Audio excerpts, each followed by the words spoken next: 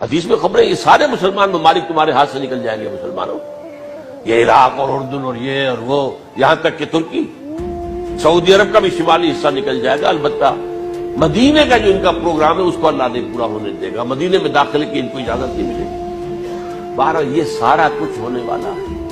وہ وقت بھی آنے والا ہے کہ حضور کی ایک حدیث کے مطابق ایک شخص کے 1000 بیٹے ہوں گے تو 999 ختم ہو جائیں گے ایک بچے کے۔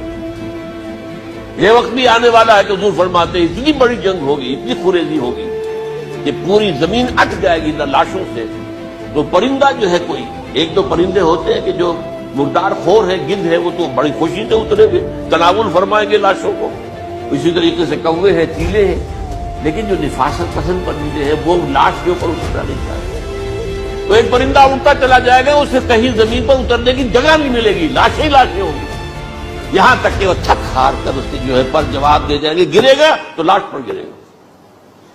یہ وقت آنے والا، اور یہ یہودیوں کے ہاتھ میں، یا یہودیوں کے جو سپورٹرز ہیں اس وقت، جو ان کے ہاتھ میں آلہ کار ہے۔